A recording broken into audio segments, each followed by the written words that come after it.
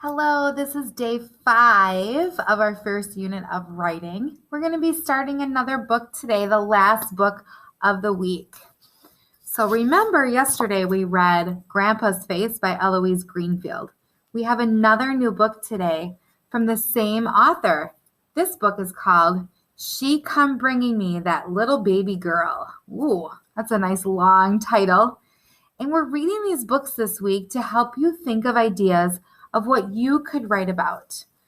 So all the books that we have read this week have to do with people that maybe the author knew. So if you get stuck on what to write about, you can think to yourself, I can write about someone that I know.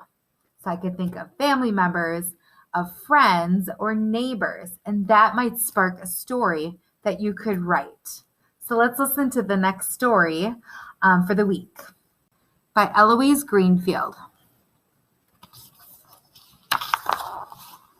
I asked Mama to bring me a little brother from the hospital, but she come bringing me that little baby girl wrapped all up in a pink blanket. Me and Aunt Mildred were looking out the window when Daddy brought them home. I was glad to see Mama, even if she didn't bring me what I wanted. When she got out of the car, I ran to the door to meet her. Mama hugged me hard. Mama hugged me hard and hard. She was glad to see me too, but she only had one arm to hug me because she didn't put that little girl down for a minute.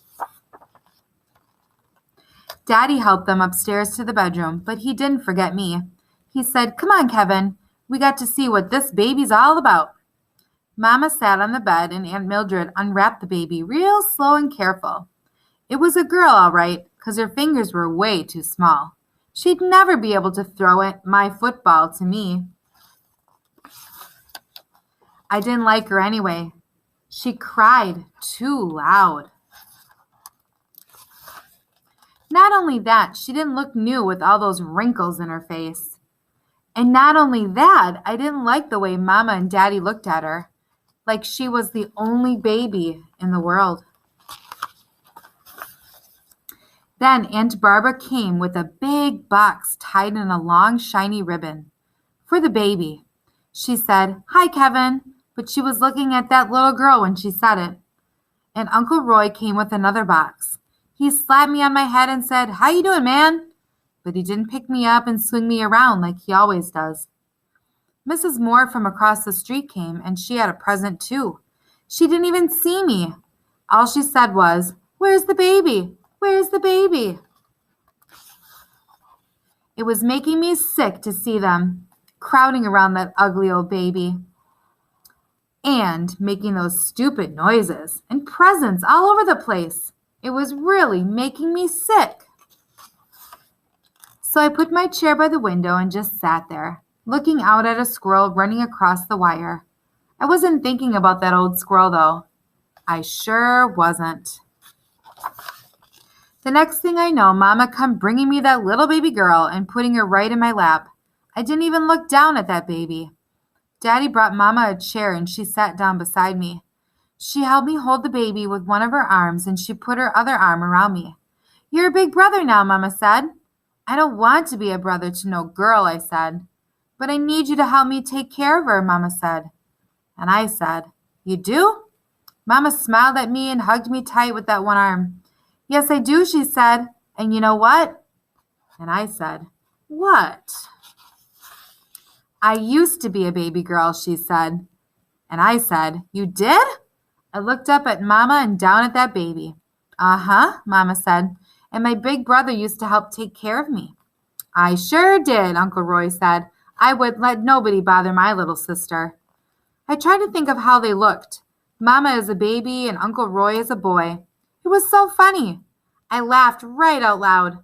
I couldn't laugh too hard, though. I didn't want to break the baby. I looked at her again, and she wasn't all that ugly anymore. She was a little bit cute, even with the wrinkles. I gave the baby back to Mama. "I gotta go get Kenny and show him my sister," I said. "Hurry back, man," Uncle Roy said. "You still got that swing coming."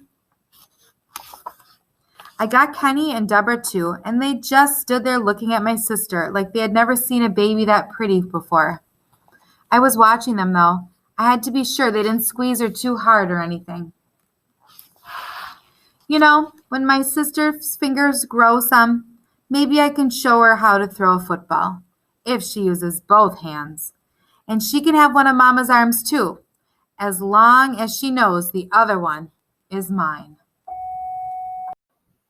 Okay, now that that story is done, I want you to think about Kevin, the boy in the story, and how he was feeling about his sister, kind of at the beginning of the story, and how his feelings about her had changed to the end of the story.